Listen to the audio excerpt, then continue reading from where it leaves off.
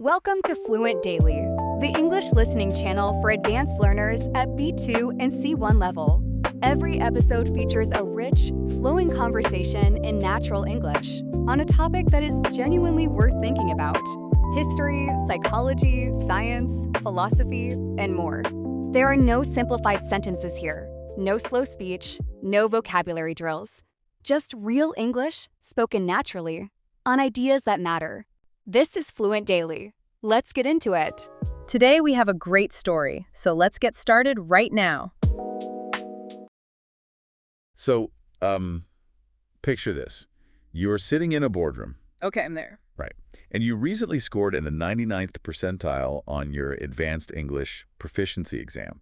I mean, you know your phrasal verbs inside and out. Oh, absolutely. You've memorized the whole textbook. Exactly. You could conquer a high-level grammar test in your sleep. And if we were to put like a complex article in front of you right now, your reading comprehension would be absolutely flawless. Yeah, you know every single word written on the whiteboard in this room. But then, and this is where it all falls apart, your boss starts speaking rapidly to the team.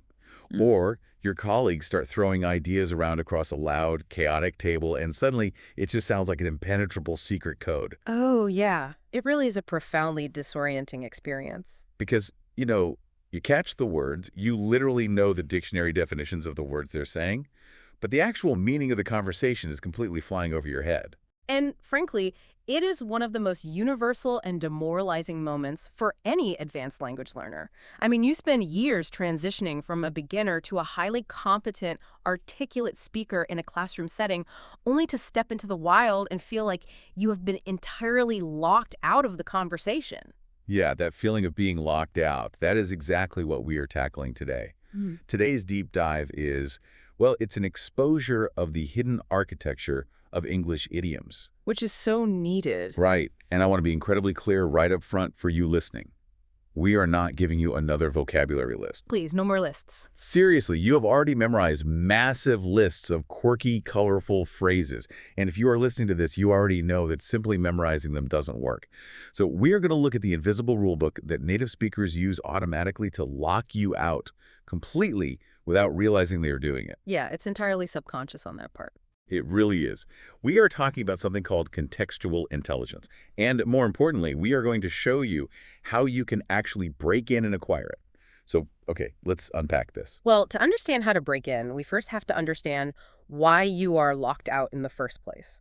We have to look at a phenomenon that plagues advanced learners like those sitting right at that B2 or C1 proficiency plateau. We call it the idiom paradox. The idiom paradox. I mean, I imagine this has to do with that gap between passing the test and actually surviving the boardroom. Precisely. The paradox is that an advanced learner might easily be able to read a textbook list and correctly define a classic idiom. If they see hit the nail on the head or bite the bullet or let the cat out of the bag written down on a piece of paper. They know the definition perfectly. Exactly. Yet when they hear those exact same phrases deployed in fast, natural, unscripted speech, it just triggers instant confusion. The processing speed just halts. Like computer buffering. Right. And it gets worse. When that same learner tries to bravely use those idioms in a conversation, they often sound incredibly forced, awkward, or just subtly wrong to the native ear. Which is brutally unfair. I mean, as a learner, you did the homework. You memorized the phrase. You deployed it exactly as the textbook defined it, and the native speaker still looks at you like you have completely derailed the conversation. Yeah, it's frustrating. It really is. Why does doing exactly what we are taught to do backfire so spectacularly? It backfires because the way we traditionally teach and study language relies on a fundamentally flawed premise.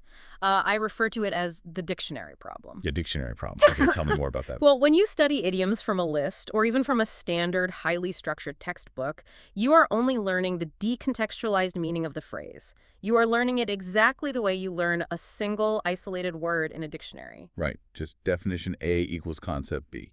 Exactly. But an idiom is not just a long word. It is a complex social tool. By stripping it of its natural habitat, you are completely missing the pragmatics of the language.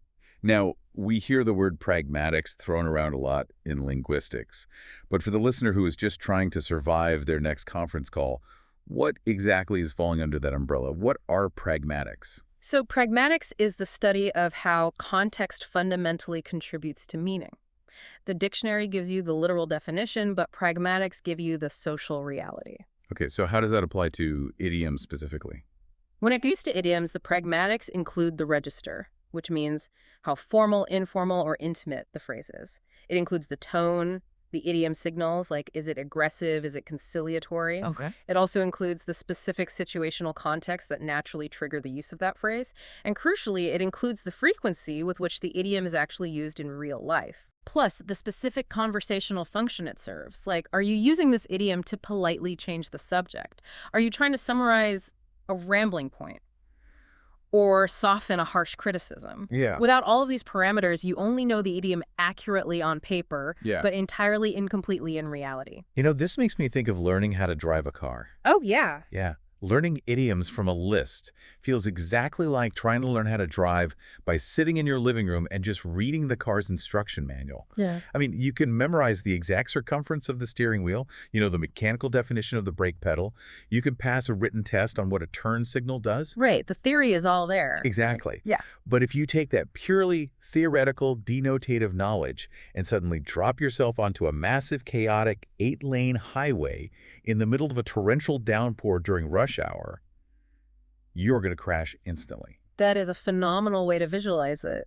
I love that. Because you know the mechanics, but you don't know the rhythm of the traffic. You don't know the unwritten rules of like when it is socially acceptable to merge, or how aggressive the other drivers are in this specific city, or how the rain changes the braking distance. You are completely missing the contextual intelligence of the road. Exactly. The manual gives you the denotative meaning, but surviving that highway requires pragmatic fluency. And when a learner tries to deploy an idiom based solely on the manual, the native speaker immediately senses that the natural rhythm of the traffic is being dangerously disrupted. Oh, wow. So they feel the disruption. Yeah, they don't hear a grammatical error, they feel a social collision. A social collision. That's a great way to put it.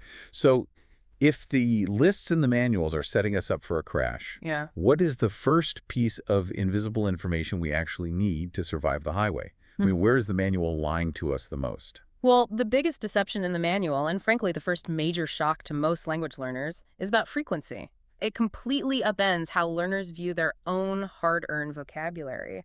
The shock is discovering how often these vivid phrases are actually used in reality.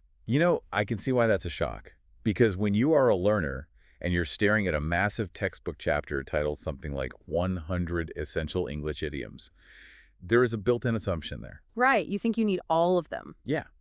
You assume that idioms are sprinkled evenly throughout the English language, like salt and pepper on a meal. You naturally expect that native speakers are just constantly flavoring every single sentence with this massive, diverse variety of quirky, colorful phrases. And that is exactly what linguists call the frequency illusion. Learners operate under the assumption that to sound truly fluent, to sound like a native, they need to build up this enormous reservoir of thousands of different idioms, just ready to be deployed at a moment's notice to impress their colleagues. But I'm guessing that's not true. Not at all. When we actually look at the data, the reality shatters that illusion completely. Wait, when you say the data, how do we actually know this? I mean, are linguists just sitting in coffee shops with clickers, counting how many times someone says raining cats and dogs? Not exactly, though that would be pretty entertaining. No, we rely on deep, comprehensive corpus research. Corpus research. Okay, break that down for us. A linguistic corpus is essentially a massive, highly searchable database of real-world language use. We are talking about databases containing hundreds of millions, sometimes billions, of words of authentic spoken and written English. Wow. Billions. Yeah. They compile transcripts of actual business meetings, casual phone calls, television broadcasts, academic lectures, and street interviews. So we can take an entire dictionary of idioms, run the numbers through these massive databases, and see exactly what phrases native speakers are actually using when they aren't thinking about grammar. Okay, so what happens when you run those colorful textbook idioms through a billion-word database? The numbers reveal that the vast majority of those highly visual, colorful idioms you find in a comprehensive dictionary are shockingly rare. Oh, absolutely. We are talking about phrases that might appear maybe once or twice per million words of natural speech. Think about how long it takes to speak 1 million words. A typical person might speak around 16,000 words a day. Okay, so doing the math on that. That means you could go months without ever hearing someone naturally say it's raining cats and dogs or he kicked the bucket. These phrases practically never happen. True fluency, as it turns out, is not about having a massive, varied reservoir of rare phrases. Mind blown. So if it's not a massive reservoir, what does the data say native speakers are actually doing? They are relying heavily, almost exclusively, on an automatic, deep, instinctive familiarity with a tiny, microscopic set of extremely high-frequency idioms. Wait, how tiny of a set are we talking about here? Give us the scale. We are talking about a core of maybe 20 to 30 heavy-hitting idioms. 20 to 30. That's it. That's it. These 20 to 30 expressions account for a wildly disproportionate amount of authentic speech. Instead of appearing once per million words, they appear hundreds and hundreds of times per million words. They are the absolute bedrock of conversational English. Okay, if these 20 to 30 phrases are the secret keys to the kingdom, like the absolute baseline for surviving a corporate meeting or a dinner party, we need to bring them out into the light. What are these heavy hitters? Well, when I list them, they are going to sound surprisingly mundane. And that mundanity is exactly why learners constantly overlook them in favor of flashier phrases. Give them to us. Okay, these are the absolute workhorses. They include phrases like, I see what you mean. It depends, as far as I'm concerned. To be honest, fair enough. That said. Oh, let me stop you right there at that said. Yeah. Because as a native speaker, I use that said constantly. It's everywhere. It is the ultimate pivot in a conversation. Yeah. You can deliver a devastating critique of a project and then say, that said, I think the design team did a great job on the logo, and it instantly softens the blow and redirects the energy. Exactly. It does heavy conversational lifting, and the list continues with phrases like kind of, sort of, you know what I mean, at the end of the day, in the long run. By the way, on the other hand, to be fair, and the thing is... Wow. You know, looking at that list, the thing is, to be fair, at the end of the day, I realize I use almost all of those every single day, multiple times a day. We all do. But if you had asked me to list idioms, I would never have thought of them. They don't feel like idioms. They don't have that vivid poetic imagery. They just feel like the mortar that holds the bricks of my sentences together. And that is the perfect metaphor. They are the mortar. They are highly structural. They manage the flow of discourse. When you say, to be fair, you aren't just filling space. You are signaling a very specific cognitive shift to the listener. You are warning them that you are about to concede a point or introduce a necessary nuance to a black and white argument. When you say the thing is, you are signaling that you are about to identify the core obstacle or cut through the noise to the main point. So they serve vital, complex conversational functions. Yes, but because they lack the vivid, entertaining visual imagery of a phrase like barking up the wrong tree, explicit language instruction often just glosses right over them. Which brings me to a very pointed question.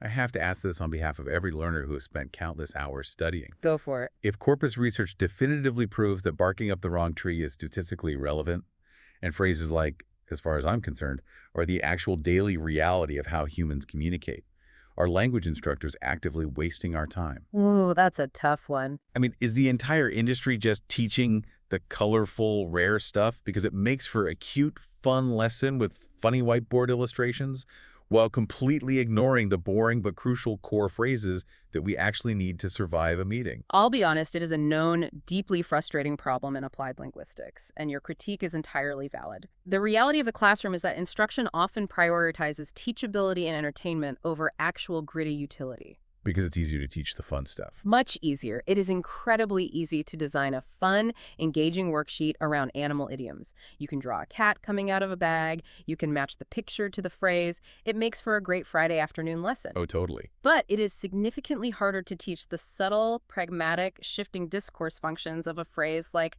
that said. The colorful idioms are highly visible, very entertaining, and easy to grade on a multiple choice test.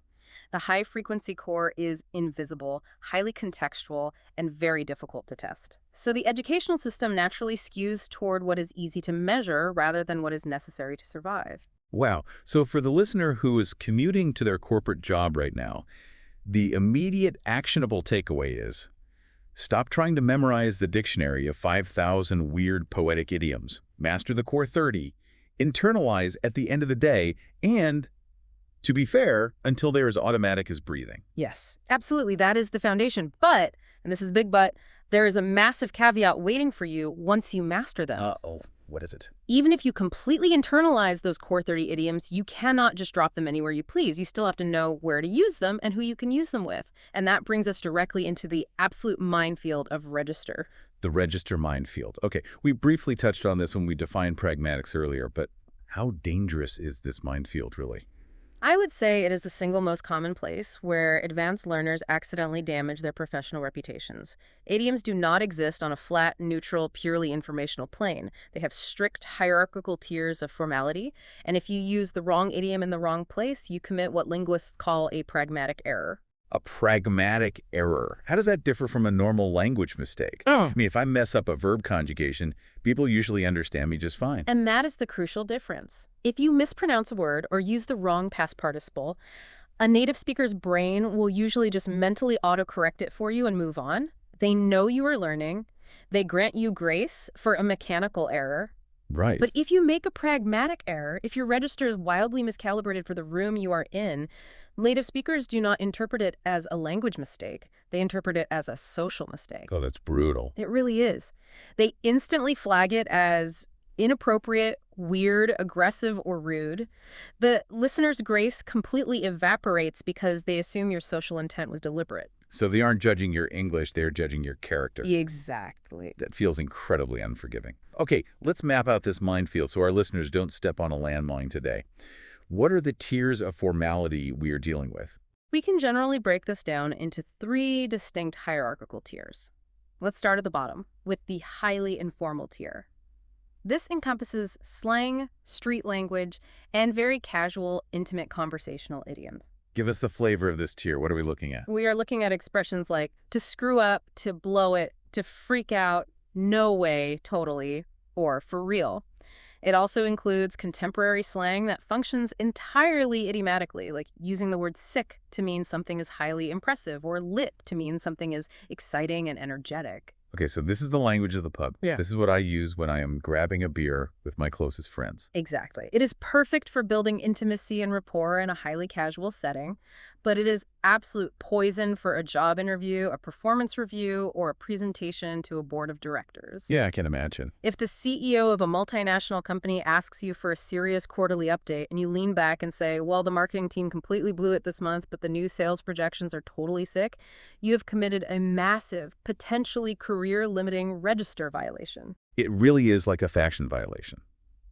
Using lit or sick in a boardroom is exactly like showing up to a black tie gala wearing a neon swimsuit. Perfect analogy. I mean, if you walk into a gala in a swimsuit, people aren't going to look at you and think, oh, bless him, he's just learning how to dress himself, let's give him some time. No. They are going to think, what on earth is wrong with this person? Are they deliberately mocking this event? Do they have absolutely zero social awareness? The reaction is visceral. If we connect this to the bigger picture, it's about social calibration. Language is, above all else, a social tool used to negotiate relationships.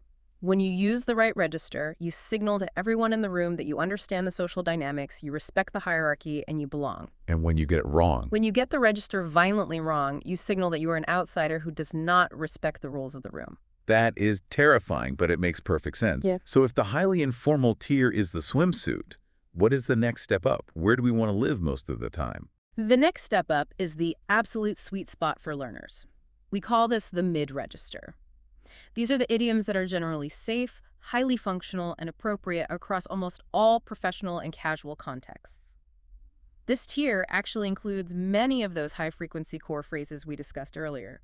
Like, at the end of the day, and as far as I'm concerned. Yes, plus phrases like, it goes without saying, to cut to the chase, to get the ball rolling, to be on the same page, to give someone the benefit of the doubt, and to take something on board. Oh yeah, I feel like if you recorded a standard corporate strategy meeting, you would hear, to be on the same page and get the ball rolling about 40 times in an hour. Absolutely, because they perfectly navigate the tightrope of the mid-register.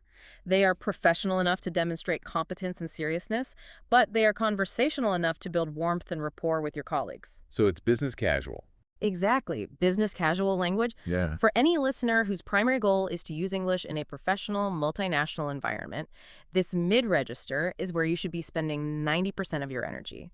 It is the safest, most valuable real estate in the entire English language. That is incredibly practical advice. Okay. So what is the third tier, the absolute top of the pyramid? The top tier is the formal, academic, or literary register. These are expressions that you will primarily encounter in formal written texts, high-level diplomatic speeches, legal contracts, or classic literature. We are talking about weighty phrases like to stand one's ground, to bear the brunt of, to fly in the face of, to hold one's tongue, to come to fruition, or to take umbrage. To take umbrage. I actually love that phrase. It sounds so dignified. But realistically, I cannot imagine a scenario where I would say that out loud in normal conversation. And you shouldn't unless you are deliberately deploying it, ironically, for comedic effect.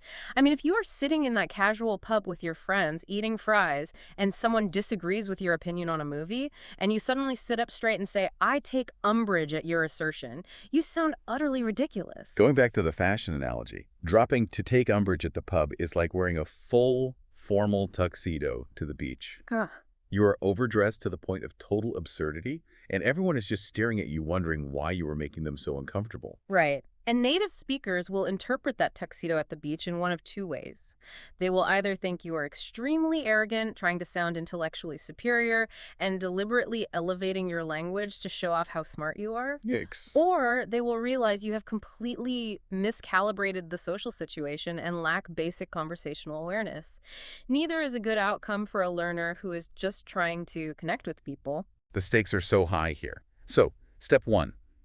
Learn the core 30 high-frequency idioms. Step 2. Calibrate your register so you aren't wearing a swimsuit to a gala or a tuxedo to the beach. Stick to the mid-register business casual. Sounds like a solid plan. But let's say a listener does all of that. They have the right phrase, they are in the right room, the context is perfect. There's still a massive hurdle regarding how they physically deliver that phrase out loud, isn't there? Because native speakers don't just mechanically drop an idiom into a sentence like a brick. No, they don't. And this brings us to perhaps the most subtle and visible rule of all. It is a concept called pragmatic framing. Pragmatic framing. This feels like we are getting to the absolute core of the secret code. What exactly is a pragmatic frame? At its core, native speakers have a secret, almost entirely subconscious way of signaling to the listener that they are about to use an idiom. They announce it. They build a tiny frame around the phrase so the listener's brain knows, hey, what I am about to say next is a conventional figurative expression. Do not take it literally. A secret signal. What does that actually look like in practice? Because I'm imagining a native speaker raising their eyebrows or ringing a tiny bell before they use a metaphor. In a phonetic linguistic sense, they actually are ringing a tiny bell. The most common signal is a subtle change in prosody, which is the rhythm, pitch, and melody of speech. A native speaker will very frequently insert a slight, almost imperceptible prosodic emphasis, or a microscopic pause right before they deploy the idiom. Wait, really? A pause? I find that hard to believe. You're telling me I'm missing a micropause that changes how the whole sentence is processed. Prove it.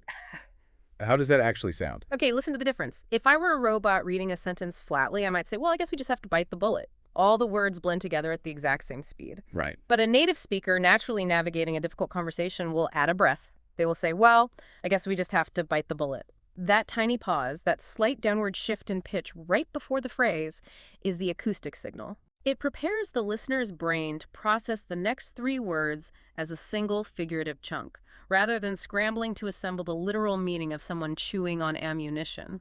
That is wild. As you say it, I'm sitting here whispering it to myself, and you are totally right. It's time to face the music. We really need to think outside the box. There is a natural breath, a micro-hesitation. It's like we are putting verbal quotation marks around the phrase before we hand it over to the listener. Verbal quotation marks is a brilliant way to describe it. It manages the cognitive load of the person listening to you. And sometimes native speakers don't just rely on a micropause. They do this even more explicitly through what we call meta-commentary. Meta-commentary, so literally talking about the fact that you are talking. Precisely. If a native speaker is using an idiom that they feel might be slightly cliché, overly vivid, or perhaps a bit archaic, they will explicitly flag it for the room. They will use introductory phrases like, to use the expression, or, as the saying goes, or, for want of a better phrase, or even, if you'll pardon the expression. Oh, wow. Yeah, I do that all the time without realizing it. If I am forced to use awful corporate jargon in a meeting, I always subconsciously apologize for it. I'll say, we need to, for want of a better phrase, leverage our synergies across departments. Yes. It's entirely a defense mechanism. I want the listener to know that I know it's a terrible cliche and I don't want them to judge me for using it. And that is a highly sophisticated, pragmatic maneuver. You are protecting your social standing. Learners, when they hear native speakers say, as the saying goes, often mistake it for a sign of hesitation or a lack of vocabulary or uncertainty. But they aren't signs of weakness. They are the speaker actively claiming ownership of the expression, acknowledging its conventional, slightly cheesy nature, and expertly managing the listener's perception. Okay, here's where it gets really interesting, though. Because framing the idiom with a pause or a disclaimer is one thing. But I have noticed something else native speakers do that must drive advanced learners absolutely out of their minds. We don't just frame the idioms, we change them. We actively refuse to stick to the script we force learners to memorize. Ah, yes. You are bringing up what is arguably the ultimate flex of native fluency, modification. I want to dive deep into modification because this feels like we are breaking our own rules just to be cruel to people trying to learn English. We absolutely are breaking the rules, and that is exactly the point of doing it. When a learner studies an idiom from a textbook list, they learn a rigid, fixed, immutable form they memorize, hit the nail on the head. Right. But native speakers don't treat idioms as fragile, unchangeable artifacts sitting in a museum display case. We treat them like wet clay. We aggressively adapt them to fit the exact grammatical contours or emotional nuance of the conversation we are currently having. So instead of just looking at someone and saying the robotic phrase, "you hit the nail on the head," a native speaker might adapt it to the flow of the moment. They might say, "you've basically hit the nail on the head with that one," or even, "that hits quite close to the nail, doesn't it?" Exactly. Or they might inject an adjective right into the middle of the fixed phrase, like he really hit the proverbial nail on the head, or she hit the corporate nail on the head. This kind of playful syntactic modification signals an incredibly deep, intrinsic, native-level familiarity with the language. Because you have to know the rules to break them. You can only break a linguistic rule gracefully if you have completely and utterly mastered the rule first. It reminds me of a jazz musician improvising over a standard melody. If you are learning the trumpet, you play the sheet music exactly as it's written. But Miles Davis isn't playing the sheet music. He's bending the notes, skipping beats, and playing around the melody because he owns it. That is a perfect analogy. The advanced learner playing strictly from the textbook's sheet music will always play the rigid, fixed form, even in a highly fluid conversational moment where a native speaker would naturally modify it.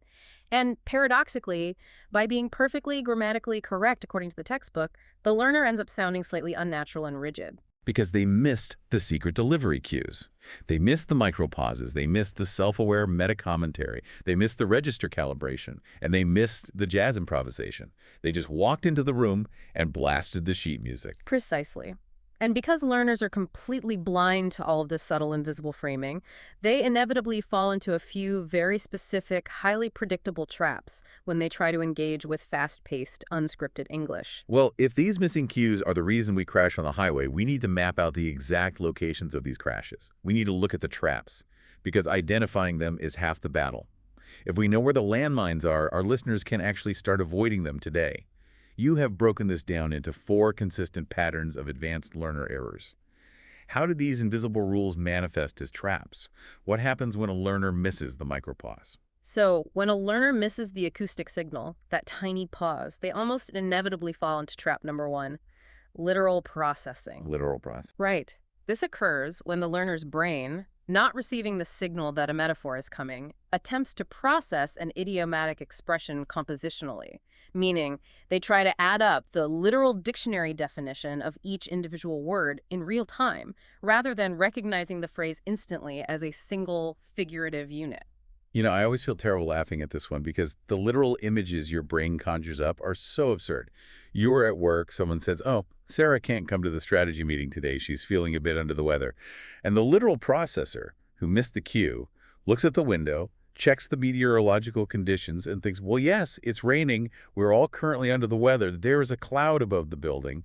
What does the sky have to do with Sarah missing the meeting? I know it sounds humorous when we dissect it, but in the heat of a fast-paced conversation, it is deeply disorienting and exhausting. If the native speaker didn't provide that slight prosodic pause, that pragmatic framing, the phrase completely blends into the surrounding sentence. The learner's brain defaults to literal decoding. And it takes so much processing power. Exactly. By the time their brain hits the wall of absurdity, realizes it must be a metaphor, searches their memory for the idiom, and translates it, the conversation has already moved on to the next topic. It's a massive cognitive processing delay. It's like your computer freezing for 3 seconds while everyone else's is running perfectly. Okay, so if literal processing happens when you miss the audio cues, what happens when you hear the cue perfectly, understand the phrase, but you just use it in the wrong room? That brings us back to trap number 2, which is the wrong register deployment. We explored this with the gala and the beach, but it is worth emphasizing how deeply ingrained this habit is. It is the persistent deployment of idioms in mismatched social contexts simply because the learner only knows the dictionary definition and has no concept of the formality level. The tuxedo at the beach. Yeah. But realistically, what does this actually look like in a day-to-day work environment? It looks like a junior employee texting a close colleague on a weekend to say, I'm going to give this project some thought, instead of just saying, I'll think about it. Oh, that's weird. It sounds impossibly stiff, robotic, and weirdly distant for a text message. Or, conversely, it's the executive standing up in front of the board of directors and exclaiming, that new merger totally blew my mind. It is a profound failure of social calibration that undermines their professional authority. Yeah, it's that visceral cringe factor. Yeah. Okay, so we have literal processing and wrong register. What is the third trap? Because honestly, this next one fascinates me the most. Trap number 3 is near idiom substitution. This is what I like to call the uncanny valley of language. The uncanny valley. Okay, for anyone who isn't familiar with that term, the uncanny valley is a concept in robotics and 3D animation. It describes the phenomenon where a robot or an animated character looks almost perfectly human, maybe 95% accurate, but that remaining 5% that is off creates this visceral, instinctive feeling of creepiness or wrongness in the human observer. We reject it far more strongly than if it just looked like a cartoon robot. And that exact visceral phenomenon happens in linguistics. A near-idiom substitution occurs when a learner produces a slightly wrong version of a fixed expression. It is 90% correct. The grammar is fine, the vocabulary is close. But the 10% that is wrong makes it instantly, glaringly obvious to everyone in the room that they are a non-native speaker. And it triggers a weird linguistic rejection in the listener's brain. I need to hear this. Give us some examples of stepping into this linguistic uncanny valley. Imagine someone ending a long explanation by saying, well, at the end of the road, we have to make a choice instead of at the end of the day. Oh, that makes my brain twitch just hearing you say it out loud. It's so close, but it feels so wrong. Or classic example saying, we really need to grab the bull by the horns instead of the conventional, take the bull by the horns. See, this is where I have to step in and validate the listener's struggle, because the English language is just being incredibly mean here. Grab the bull by the horns actually makes way more logical sense. Does it? Think about the physical reality of that metaphor. If a massive 2-ton angry animal is charging directly at you, you don't politely take its horns like you are accepting a gift from a friend. You violently, desperately grab them to save your life. The non-native learner is actually using a vastly more accurate verb for the situation. You are entirely correct logically. The learner's verb is superior, but they are entirely wrong idiomatically. And this exposes a fundamental truth. Idioms are not built on pure logic. They are built on deeply entrenched arbitrary convention. When a native speaker hears grab the bull by the horns, their brain completely derails. It doesn't matter that it makes more logical sense. It is so close to the real phrase, but just wrong enough to sound alien. The uncanny valley effect overrides the logic. It's so unfair. The learner is literally punished for being more logical than the native speaker. Are there other common near misses that trigger this? Oh, plenty. Saying all in all instead of all in all. Or the classic trap of saying for all intensive purposes instead of the historically correct for all intents and purposes. Oh, hold on a second. We can't blame learners for that one. Native speakers mess that last one up all the time. For all intensive purposes is practically a plague in corporate emails. That is very true, which goes to show that even native speakers are prone to misinterpreting the acoustic boundaries of fixed phrases when they learn them purely through hearing rather than reading. But for the advanced learner, these near misses are the most reliable, instant markers that they have not yet achieved true pragmatic fluency. It outs them immediately. Which perfectly sets up the final trap. We have the processing delay, the register mismatch, and the uncanny valley near misses. What is the fourth way learners crash on the highway? Trap number 4 is the overuse of colorful idioms. This is the direct, tragic fallout of the frequency illusion we talked about earlier. A dedicated learner who has spent 6 months meticulously memorizing lists of vivid, dramatic, rare idioms naturally wants a return on their investment. Sure, they want to show off. They want to use them. They want to prove to their colleagues that they are fluent. So they start cramming as many of them into a single conversation as humanly possible. I can picture exactly what this sounds like. Well, John, to make a long story short, it was raining cats and dogs outside, so I decided to bite the bullet, throw caution to the wind, and let the cat out of the bag before the chickens came home to roost. Exactly. It sounds incredibly performative. It doesn't sound like a business professional. It sounds like a cartoon character or a walking textbook that has sprung a leak. Native speakers simply do not stack highly colorful, visually demanding idioms on top of each other like that. It exhausts the listener. The cadence is totally unnatural.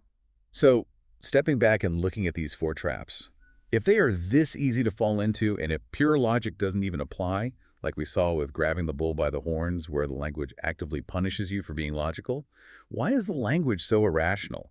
Is part of the problem that we literally just don't have the background context to understand where these phrases come from? That is exactly the root of the issue. The irrationality of the language is not random. The idiomatic traps are deeply rooted in a lack of what linguists call the cultural substrate. Okay, a cultural substrate, meaning the underlying historical soil that the language grew out of over centuries. Precisely. Idioms are not just arbitrary, random combinations of words pulled out of a hat.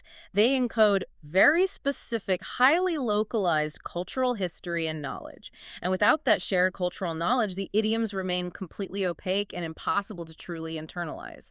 The language reflects the obsessions of the culture. That makes a lot of sense. Let's look at American English first, because it is incredibly dominant in global business. If you want to understand American professional speech, you cannot just study a dictionary. You have to understand the mechanics of baseball. Wait, baseball? Yes. The sheer volume of idioms derived from this one single sport and how deeply embedded they are in corporate culture is staggering. You know, it really is. As an American, I am constantly talking about baseball in the office. And until I started researching this topic, I had no idea I was doing it. I thought I was just talking about spreadsheets. Well, let's run through them and look at the physical mechanics behind them. Hit it out of the park. This means a massive, undeniable success. It comes from hitting a baseball so hard it physically leaves the stadium on the ball, meaning alert, competent, and reacting quickly, like a player tracking a fast-moving pitch. And let's touch base on Tuesday. I say that every single week to my team. And the visual reality of that phrase is literally a runner making sure their physical foot taps the white canvas bag on the dirt field so they don't get penalized. Cover all the bases, Yeah. ensuring every detail of a project is accounted for, just like a defensive team ensuring there is a player guarding first, second, and third base. Throw a curveball, presenting an unexpected, highly deceptive challenge. I want to highlight the curveball because this perfectly illustrates the HRW and WHY. Why does a curveball mean a deceptive challenge? Because in the physical sport, a pitcher spins the ball in such a way that it looks like it's coming straight at your chest, but at the last millisecond, the aerodynamics cause it to drop violently. It drops right out of your line of sight. It deceives your eyes. If you don't know the physics of that pitch, throw a curveball. It's just a weird phrase about a bent sphere. Exactly. And consider go to bat for someone. This means to defend or support a colleague who is in trouble. In the sport, stepping into the batter's box against a pitcher throwing a 90-mile-an-hour fastball is terrifying and difficult. If you go to bat for someone, you are stepping into the line of fire to take the hits for them. If a learner from a country that does not play baseball is sitting in a meeting, that entire lexicon is just a random, chaotic collection of words. I mean, why are we touching a base? Why is the ball curved? What does a wooden bat have to do with defending my coworker's budget proposal? A learner unfamiliar with baseball is missing the cultural substrate for a massive proportion of American corporate language. And it is not just baseball. American English aggressively pulls from other culturally dominant sports, too. Like what else? Take move the goalposts from American football. It means to unfairly change the rules or criteria of a project while it's already in progress, imagining the physical uprights being dragged further away just as you kick the ball. A level playing field, meaning fair competition, down to the wire, which actually comes from early 20th century horse racing. Horse racing. I always assumed that had something to do with electricity or bomb diffusal. No, it refers to the literal physical wire that used to be stretched across the finish line above the track to help the judges determine which horse's nose crossed first in a tight race. If a project is down to the wire, it is tense and undecided until the absolute final second. Or consider the ball is in your court, from tennis or basketball, meaning it is physically your turn to take action or make a decision. So if you learn English in an American context, you are essentially learning the language of a sports broadcaster and applying it to accounting. What about British English? Is it the same mechanism, just a different sport? It is the exact same mechanism of encoding cultural obsessions, but a completely different cultural substrate. British English draws heavily on cricket, which is just as generative for their idioms as baseball is for Americans. Okay, cricket. I am an American, and cricket might as well be quantum physics happening on a grass oval. I have zero cultural context for it. When I hear a British person use a cricket idiom, my brain just completely shuts down. What are they actually saying? Well, if a British person feels a business deal is unfair, underhanded, or violates a gentleman's agreement, they will simply say, well, that's not cricket. Cricket, in the British cultural mindset, represents the ultimate standard of fair play and honorable conduct. If someone is in a highly difficult, awkward, or unpredictable situation, they will say they are on a sticky wicket. A sticky wicket. See, my American brain just pictures a wooden fence covered in jam. I have no idea what a wicket is, let alone why it being sticky is a bad thing. In cricket, the wicket is the strip of dirt where the ball bounces. If it rains and the sun comes out and starts drying the dirt, it becomes sticky. When the hard leather ball hits a drying, sticky wicket, it bounces wildly and unpredictably, making it incredibly dangerous and difficult for the batter to hit. So a sticky wicket is a volatile, unpredictable situation. Okay, that makes perfect physical sense once you explain the mechanics of the dirt. If someone completely surprises you with a brilliant argument or thoroughly defeats you in a negotiation, a British person might say they hit you for 6.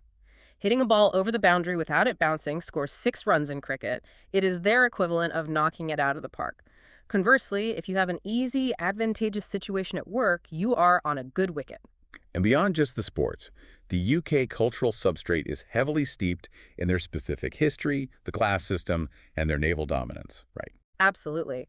The legacy of the British Empire, centuries of naval history, complex aristocratic class dynamics, classical literature, all of this forms the deep foundation of British idiomatic expressions. The resonance of these phrases is deeply tied to a shared cultural memory that a learner simply hasn't lived through. This changes everything. Tracing these idioms back to their physical, historical, and cultural origins completely shifts the learning paradigm. What's fascinating here is how tracing these to their cultural origins changes the approach. It shifts it from rote memorization to narrative building. Instead of your brain struggling to force memorize opaque, seemingly random strings of words on a flashcard, you are actually building a rich, durable mental representation. Right. When you understand the terrifying physics of a baseball curving toward your head, or the unpredictable bounce of a leather ball on sticky dirt, the idiom isn't just a phrase anymore. It is a visual, historical concept. It anchors the idiom deep in your memory, and more importantly, it helps you understand exactly when and how it is appropriate to use it, because you understand the emotional weight behind it. Okay, this has been an incredibly illuminating deep dive. We understand the paradox that locks us out. We know exactly why the dictionary and the textbook lists fail us. We know that true fluency relies on a tiny core of 30 high-frequency structural phrases. The mortar holding the bricks. Yes. We have mapped out the register minefield, realizing that wearing a verbal swimsuit to a gala is a quick way to alienate your listeners. We've learned to listen for the secret prosodic signals, the micro-pauses, and the meta-commentary.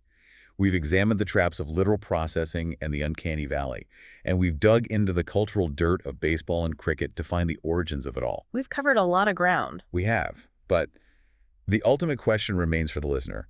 How do they actually do this? How do you build this contextual intelligence day to day if we are telling them to throw out the textbook? What is the true path to fluency? The solution is highly practical, but it requires a fundamental shift in how you interact with the English language on a daily basis. Explicit study, like sitting down with a dictionary, still has a minor preliminary role. It is useful for establishing the denotative meaning. If you simply do not know what the words mean at all, you need to look them up. Right. You have to know what a curveball is before you can analyze how it's used. It lowers the initial cognitive load. Exactly. The most efficient, direct route to fluency is to explicitly learn the dictionary definitions of just those top 20 to the 30 mid-register idioms we discussed earlier. Look them up, know what they mean on paper, but once you have that baseline, you have to abandon the lists entirely and move to the only place where pragmatics can actually be acquired: extensive, authentic immersion. And we need to be clear about what authentic immersion means. We don't mean reading grammar exercises or listening to scripted dialogues designed for ESL students. We mean listening to real native speakers having real, messy, substantive conversations. Unscripted podcasts, live interviews, chaotic panel discussions. Yes. And when you are engaged in this authentic listening, you cannot just let the language wash over you passively. You have to activate a specific, highly demanding cognitive process. It is a concept in language acquisition known simply as noticing. Noticing with a capital N. Walk us through this process. If I'm driving to work tomorrow listening to an English business podcast, how do I notice? Noticing is the active, conscious observation of language in its natural, wild habitat. Let's say you were listening to that business podcast and you hear a guest say, well, at the end of the day, we had to cut the budget. A passive learner just hears the phrase, understands it translates to ultimately, and moves on with their life. An active noticer slams on the mental brakes and analyzes the entire environment. Like a detective walking into a crime scene. You aren't just looking at the body, you're looking at the blood spatter, the open window, the scuff marks on the floor. Exactly. You interrogate the context. You ask yourself rapid-fire questions. What was the social dynamic between the host and the guest? What register are they speaking in? Is this a formal news interview or a casual chat between friends? What specific conversational function did the phrase, at the end of the day, just serve? Did the guest use it to summarize a long, rambling argument? Did they use it to gently disagree with the host without sounding aggressive? And what about the acoustic clues we talked about? Did they pause before they said it? Did they lower their pitch? Yes. You actively listen for the pragmatic framing. Did they use meta-commentary? Did they modify the idiom to fit the grammar of the sentence? Every single time you successfully notice an idiom in the wild, you are updating your brain's internal pragmatic database. You are tallying its frequency, you are confirming its appropriate register, and you are observing its prosody. Over time, after actively noticing the phrase at the end of the day in 20 different authentic, unscripted contexts, your brain naturally and subconsciously maps out its exact pragmatic boundaries. So it's not about studying harder, it's about listening smarter. It's shifting your entire mindset from being a passive consumer of English vocabulary to becoming an active, relentless detective in the middle of a real conversation. You have to hunt for the context, not just the definition. And that detective work is the only physiological way to build the intuition required to actually use the idioms yourself without sounding like a robot.